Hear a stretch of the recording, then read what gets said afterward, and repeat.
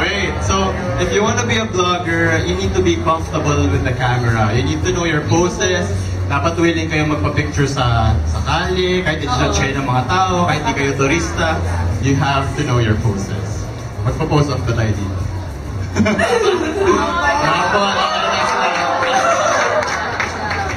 Okay, next. I think ako. First pose. First pose mo ako. Kasi like, kung nag-shoot kami, Demo like, mo.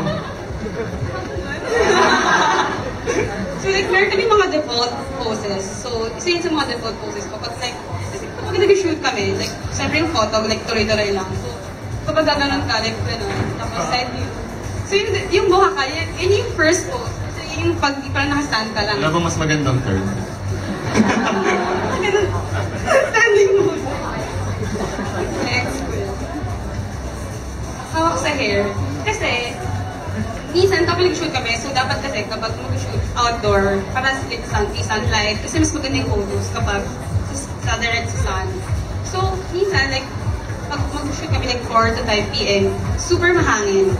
So, I don't have a choice to hold my hair para hindi siya hanginin. So, kaya may hawak sa photos. Para hindi siya, pag mahangin, yun.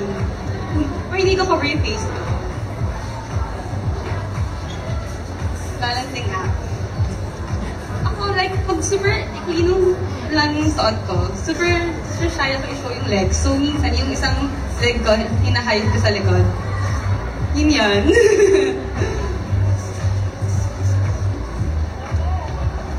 Kahit sa ulo ko. Ito naman, if, like, kapag when you're wearing hat or caps, parang hindi siya hanginin. Or like, kasi ang awkward naman mag-post if kaya ganyan. Then, parang just to show off din lahat, para like, mas makita siya and mas appreciate the readers. You need to wear it. Sa ganon. May nahulog. So, di ba usually na pag mga vloggers talaga, yung parang, ay, kasi like, tuloy-tuloy na talaga mag-post. So, minsan talaga, mag-ubusan ka lang ng poses. So, kapag mag-walk, ganyan. Picture, ganon. So, parang minahulog, ganon lang.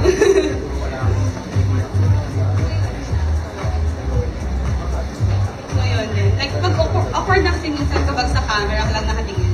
Sorry. Kasi di ba parang sana naman if lahat ng photos mo like looking at the camera lang. So, minsan, nag-frame, gano'n. Or like mga fears, gano'n. Pero hindi naman nag-post ng fears. Na kaya fears, please. Hindi ko kaya. Next. Okay, ako naman. Hindi tayo papahuli dyan, guys. So, ang pinakamabentang mga pictures sa Instagram, yung mga topless. So, pero kung wala kayong apps, sa likod na lang kayo. Tapos, i-flex nyo lang yung likod nyo. Tapos, i-snapseed nyo lang para makita yung mga shadow. Turo ko sa inyo later, lapitan nyo ako. So, yan, yung passive flex pose. Okay, next. Pati yung kilikili pose. So, ganun lang. Mag-kneel lang kayo sa wall. Ayan, ganyan lang siya. Okay, next. Ito favorite ko ngayon. Parang kang pa-aching pa lang. So parang pipikit ka. Tapos naka-look up. Yeah, that's my favorite pose right now. Okay, next. Nagmamadali pose. Same with Vina. Yeah, basta parang kayo nagmamadali, parang kayo nakabot. Pero pag 3 na, malayo yung tingin. Malayo yung tingin, guys. Okay, next. Parang marikanda, diba? Busy-busyhan. So, kung gusto nyo magmukha kayong busy, ayan, maghawak kayo ng phone, kaya rin may kausap kayo sa phone. Okay yan, maganda rin yan sa Instagram. Yes. Ayan, cool kids pose. Hawakan nyo lang yung chin nyo or takpan nyo yung bibig nyo. Medyo nakabukas yung bibig. Yun. Okay, sakit katawan pose. Ito yung mga favorite pose kapag nasa beach eh. So yan, masakit yung balikat. Dito masakit yung leg ko. Parang mag-flex. Dito ulo. Dito ulo. Yan, okay. Okay, that's it. How we shoot our blog or Instagram photos.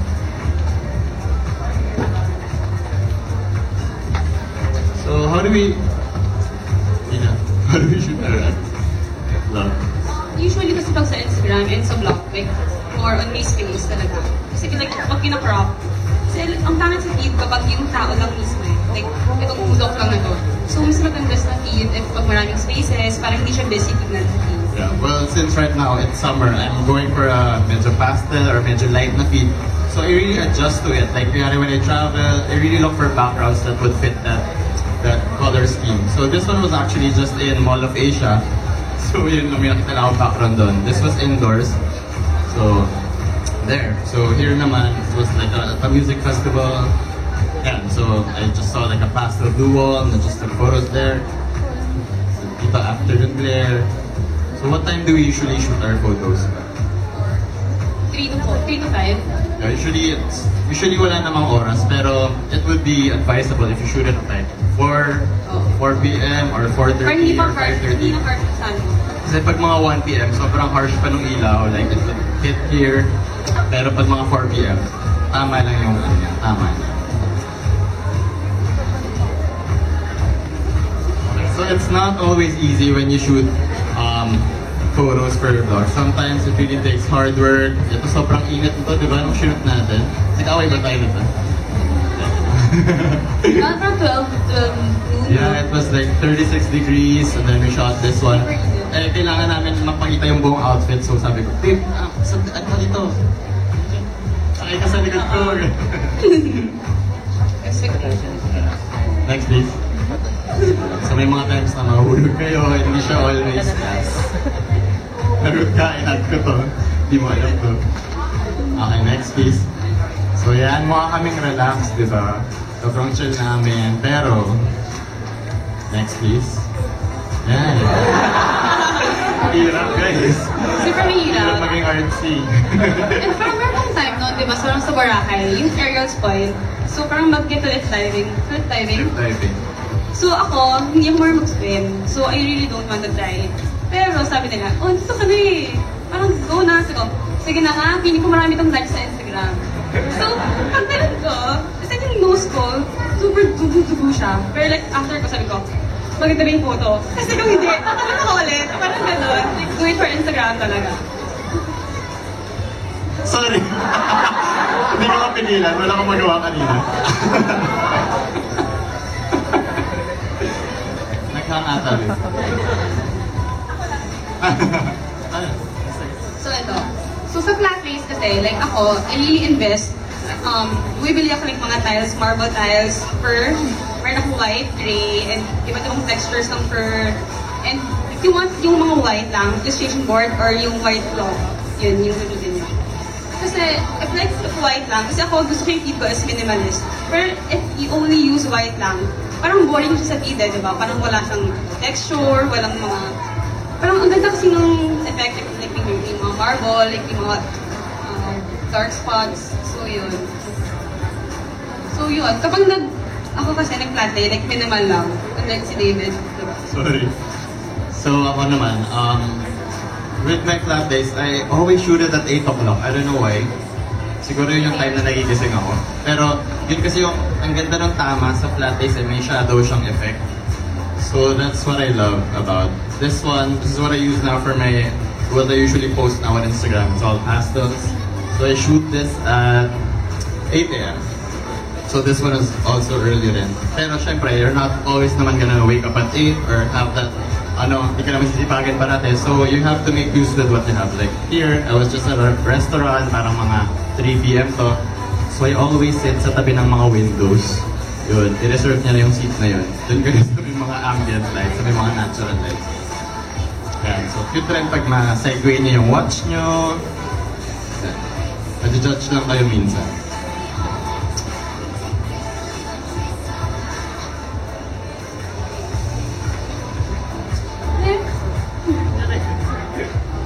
So ako, I edit my photos using VS Code and Snapseed. Kasi since yun yung laging tanong sa akin, so ito na yun.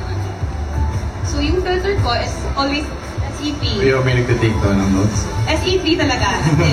Like whenever I use SE7, after nun, SE3 ko pa siya. Para like, yung sa feed ko, maayos. Next. So yan. So if you, I don't know, pero I think this is familiar. Pero I post this na parang di ba wash out yung color niya. So what we do is, next, via Snapseed. Then, so, gumagamit pa kayo ng Snapseed or no?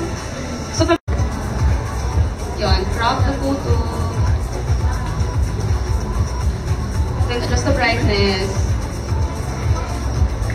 Then, ako kasi, like, kapag sa feed, hindi pa rin siya super bright, napapantay dun sa ibang photos, selective na lang. Kasi if you use the, parang, yung brightness lahat, yung products naman yung masisira. So, selective na lang. Dapat yun lang dun sa background, then adjust the brightness, lessen the saturation, ganun na. Basta selective lang para yung products, hindi naman magbago yung color. Yun. So, sharpen ulit. Save. So, same. Open via VS Code, then SEC. Okay.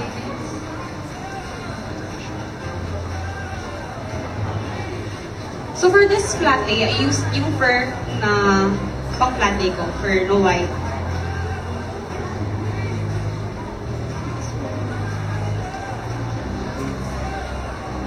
So ito yung raw photo, ito na yung edited na photo.